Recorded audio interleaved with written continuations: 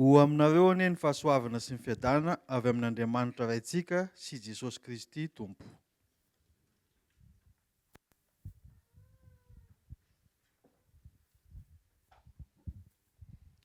Afaka isika.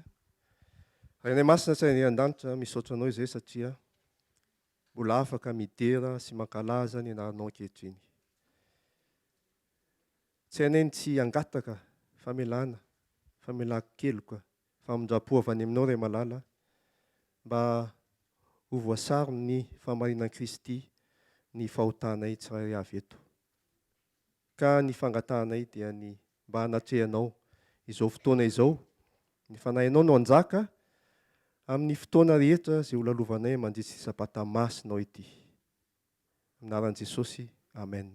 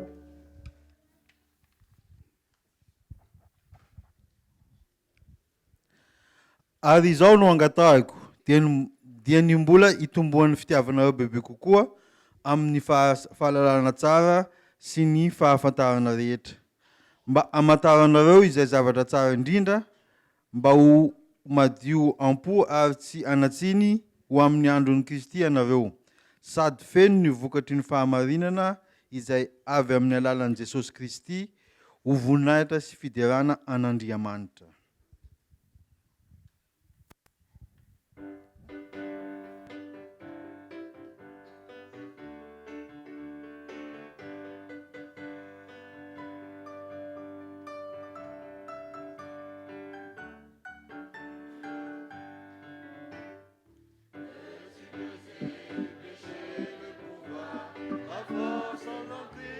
La force est en Christ, si dans ton cœur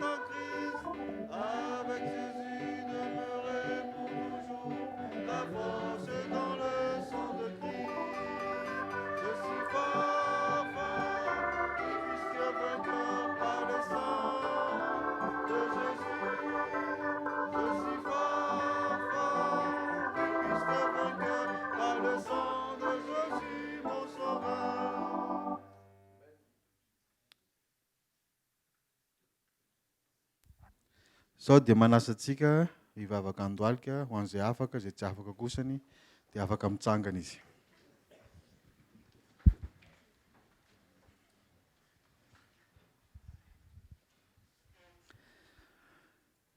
Rivainay tsara sy masina indrindra an-danitra dia misaotra anao zay nanomezanao an'izao sabata mahafinaritra zao. Ianao ny Andriamanitra no mangatahanay mba hiaraka aminay mandritra ny sabata masonao ity, kanefa mialohan'izany dia mangataka ny fifonana sy ny famelan-keloka izay mandrindry ny henemana. Avelao ny helokay Andriamanitra diovy izay mba ho afampahotana, ary sasao ny fahotanay mba ho dio hangatsakatsaka. Ary ny herinandronay vaovao dia kininy aminao koa amin'ny fitantaranao izany, ka mila ny hery avy aminao izay mba haizanay tokoa hitandrina izany tontolo andronay izany. Ary izao Andriamanitra dia mangataka ny fanahy masinao izay amin'ity tontolo andro sabata ity, mba hirotsaka aminay tokoa indrindra fa ho an'ny mpitoroteny Ilo Lalin. Ianao anie ny fanahinao hiditra ho aminy, mba ho tena avy am-ponao tokoa ny hoentiny sy hanamasina an'ity tontolo androna ity, ary mila ny fitahinao izay mandritra tontolo androna izany. Koa dia mbola kininy aminao koa ny après-midi-nay efa avy eo sy ny tontolo sabatanay. Za mivavaka izany dia tonoko sangatahako no anaran'i Jesosy. Saotra raha io.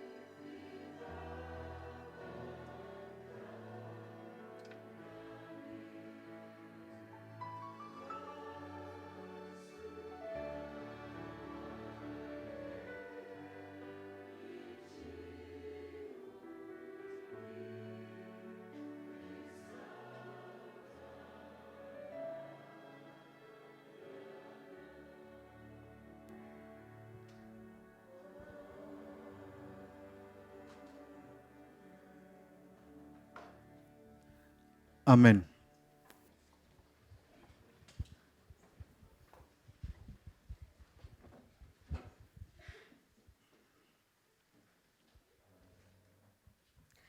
Amin'ny kafaliana lehibe no hiarabanay etỳ anoloana ny tsiraray avy amintsika amin'izao sabata masina izao. Ny fifaliana hono mialohantsika, koa ny rarianay dia ho endriky ny hafaliana isika, satria ny tompo dia manome ny fiadanany. Hoy izy hoe fiadanana no omeko anareo. Ary rehefa mahazo izany fiadanana izany sika dia ho adintsika ireo tebiteby, taintaina, ireo sorisory, fa hiaraka amin'izany Andriamanitra manome fiadanana izany isika. Ny mahafinaritra dia tsy isika irery izay tonga etona no mahazo izany, ary tsy isika irery ihany koa no arabaina, fa arabaina ireo izay manaraka anay mivantana amin'ny interneto ny fanompoam-pivavahana izay atao amin'ity maraina ity. Ary tsy vitan'izay ihany koa fa mahita endrika vaovao avy etỳ aloha, ka ny irinay dia ny hafantatra anareo, koa hiangaviana ianareo mba hitsangana ary hilaza ny anaranareo azafady indrindra.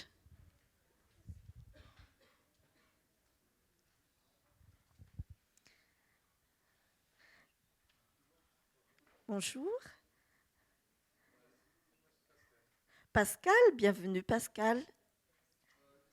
Christian, bienvenue Christian. Ici, vous pouvez rester, garder la position parce que nous avons une habitude, c'est de donner un petit présent. Ici, fatsiarovana kely, omena ianareo, marika ny fandalovanareo eto. Ary izahay dia faly indrindra raha hiverina eto aminay foana ianareo hiaraka hiderany tompo isika. Ary alohan'ny hiredonantsika mafy izany fideranan'Andriamanitra izany, dia eo am-pitsanganana no ianotsika ny vaky teny ao amin'ny salamo.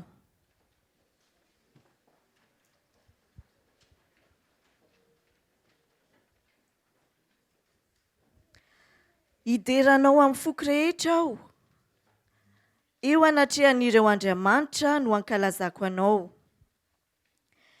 Hivavaka manandrify ny tempolinao masina aho, ka hidera ny anaranao noho ny famindramponao sy ny fahamarinanao. Fa efa nomenao voninahitra ny teninao ho ambony ny anaranao rehetra.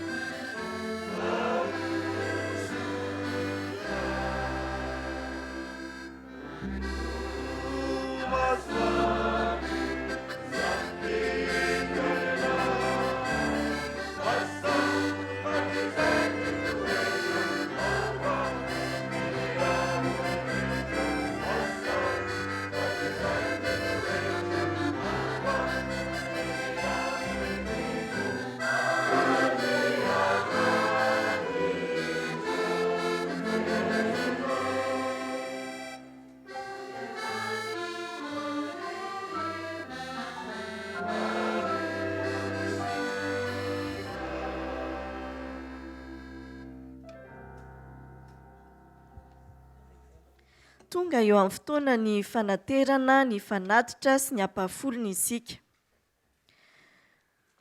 Iaino ny vaky teny isika, ary andrao ianao hanao anakapo hoe: ny tanjako sy ny herin'ny tanako no nahavoriako izao harena izao.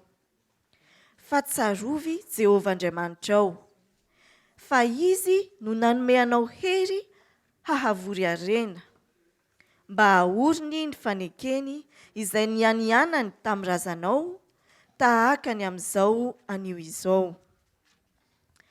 Isy fandalovana indroa Ny voalohany dia ny fanatitra sy ny ampahafolony, ary ny faharoa dia fanohanana ny tetikasa ho amin'ny fanorenana ny fiangonana.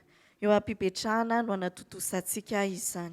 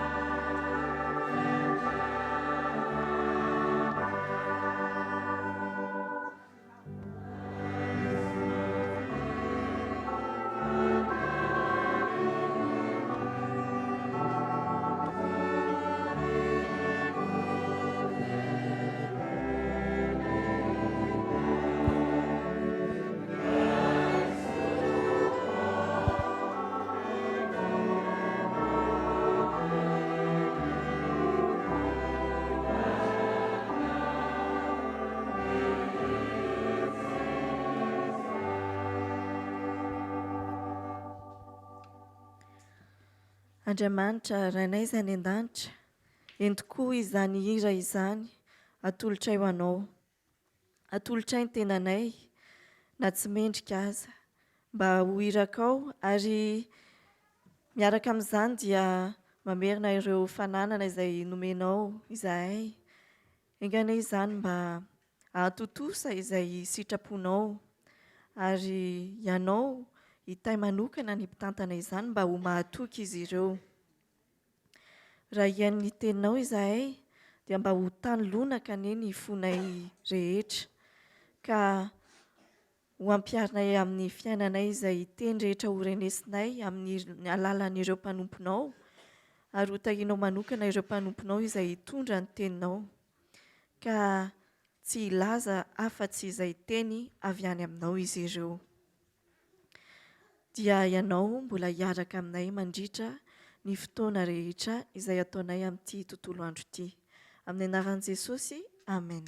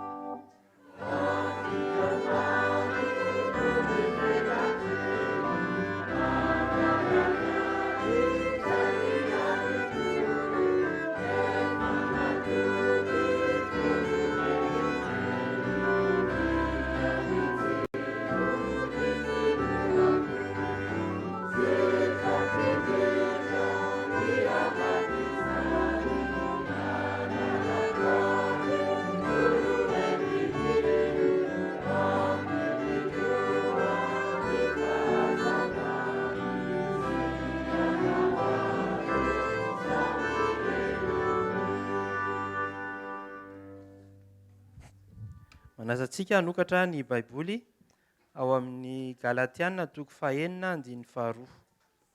Galatiana toko fahenina ny andininy faharoa, vakiko amin'ny anaran'i Jesosy. Mifampitondra izay mavesatra, aroka izany no ahatanterahanareo ny lalan'i Kristy. Amen.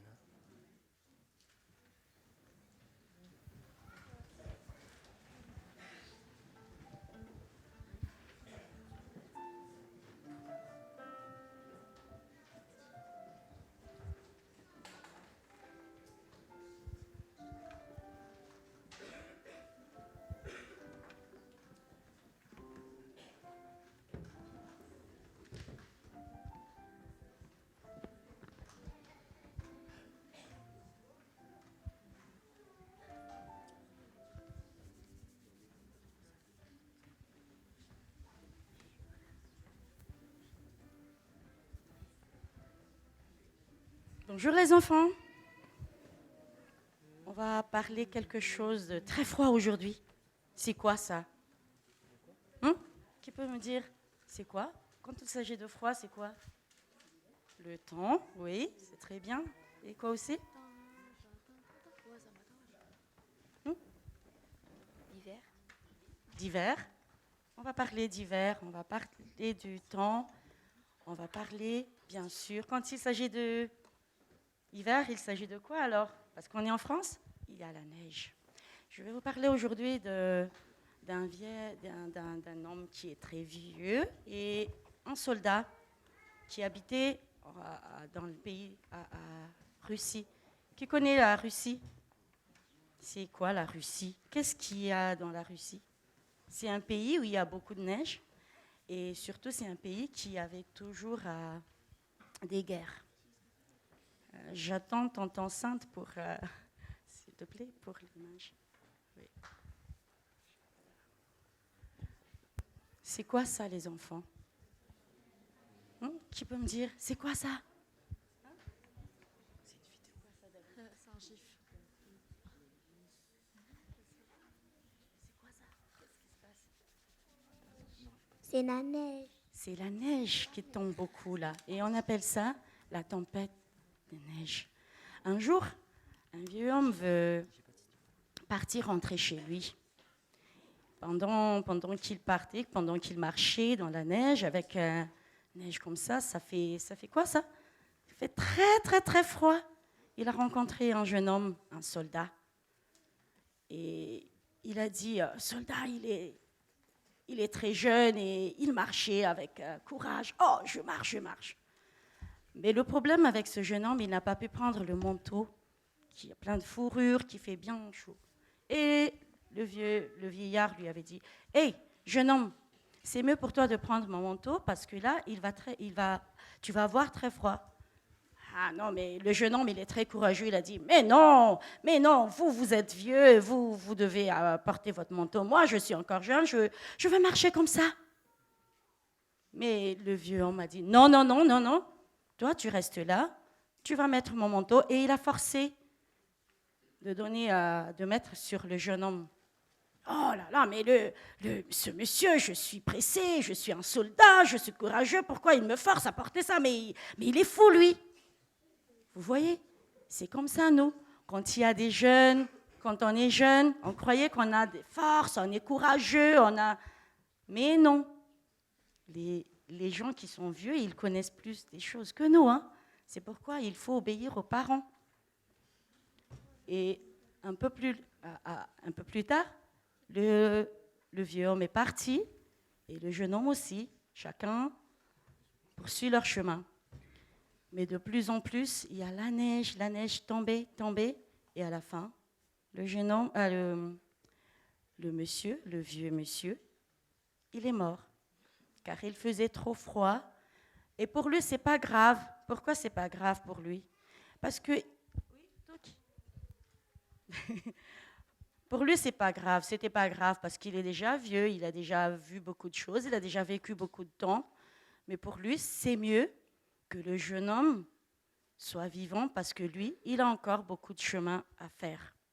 La morale dans cette histoire, les enfants, c'est que quelquefois, nous avons besoin d'écouter les autres Et c'est surtout l'amour qui est dans le monsieur, l'amour que le vieux monsieur qui a partagé pour le jeune homme. Et c'est très important de pouvoir partager l'amour. Parce qu'en partageant l'amour, nous avons quoi? Même si le vieux monsieur, il est mort, il est content, il est heureux de pouvoir sauver un être humain comme lui. C'était qui? Le soldat. Et le soldat a pu travailler encore et il peut encore faire beaucoup de choses. Donc, le thème aujourd'hui, donc, c'est le plus grand amour. Qui peut bien faire cette chose?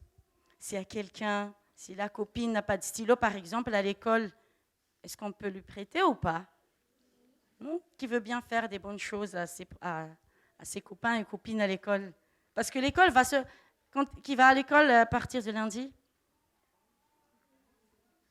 Donc, c'est ça, les enfants de Dieu, qui a un grand amour dans le cœur et qui veut bien partager et avoir la joie de partager. Amen.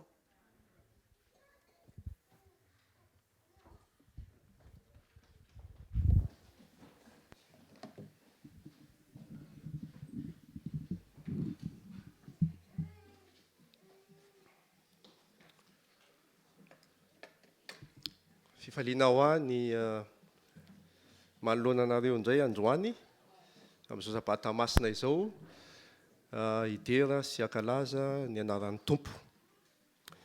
Miarahaba antsika rehetra, miarahaba ireo izay mijery mivantana izao famelabelarana izao any tokantranony any, mety any amin'ny hôpitaly any. Mirary soa, mirary fasitrarana ho anareo ny tenanay ary ny tompony hitay antsika rehetra. Mifampitondra izay mavesatra. Araka ny tenin'ny anabavy tomoina teo izay sorana manokana, tsy afaka ny fampitondra izay mavesatsika raha tsy manana fitiavana. Ny fitiavana no lehibe indrindra.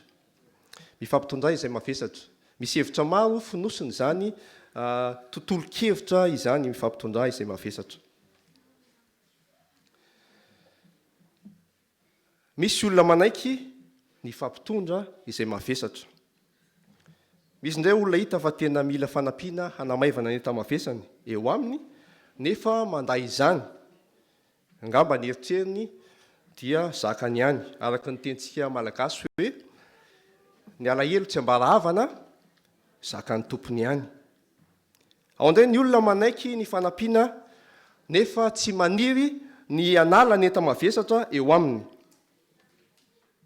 Misy tantara kely anankiray, madama anankiray andeha hivarotra any an-tsena, tany ambanivohitra tany no niseho ny tantara. Ary rehefa andeha hivarotra any an-tsena izy dia miloloha ny etam-barony, mandeha tongotra andeha ho any an-tsena, eo amin'ny 1 na 2 kilometatra eo. Taorianany nandalo ny mpiray tanàna aminy, izay nitondra sarety. Dia niteny tamin'ny madama hoe: madama, mavesatra ianao, miakara, andao fa hoentiko any ianao. Misaotra ozy izy ilay madama, dia niakatra izy. Zavatra nitranga dia inona?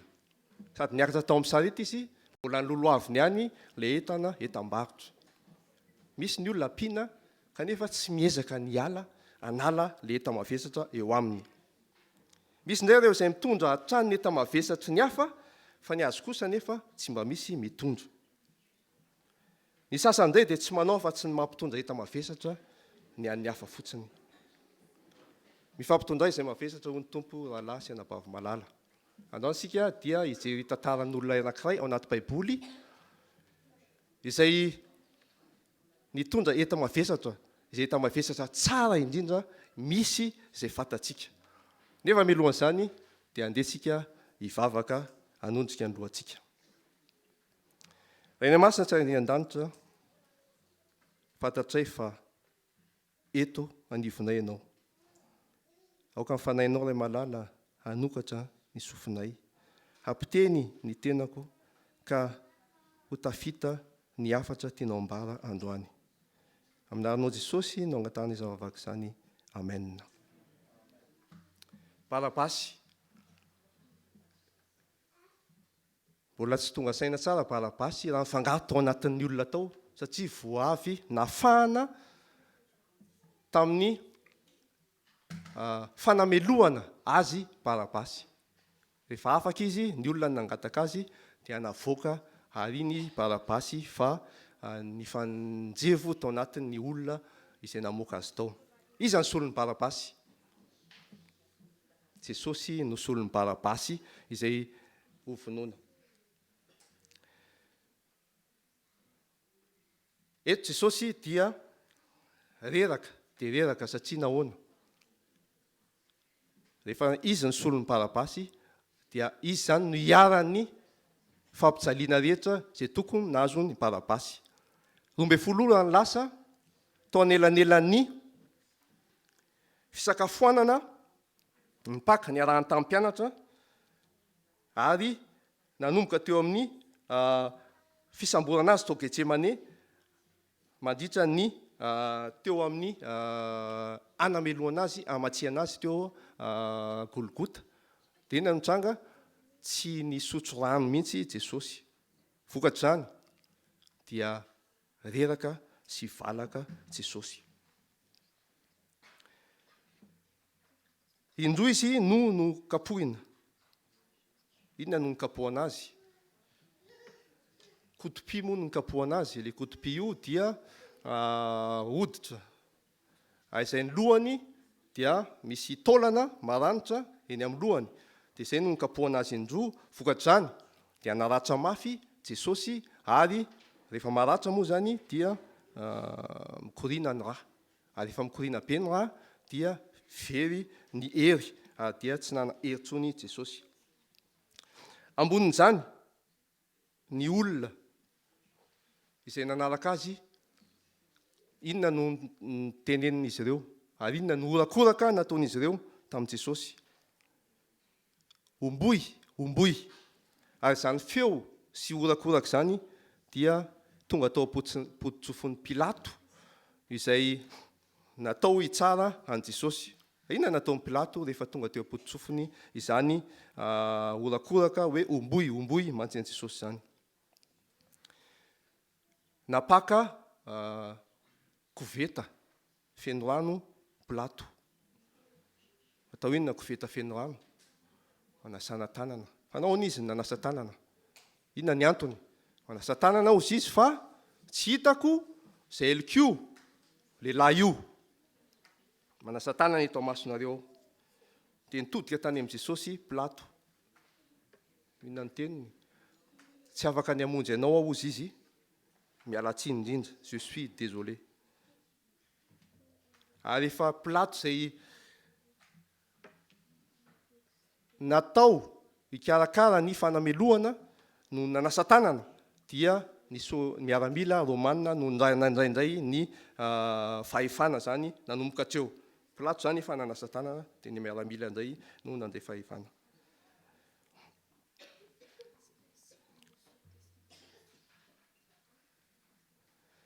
Niaraka tamin'i Jesosy andeha hoboana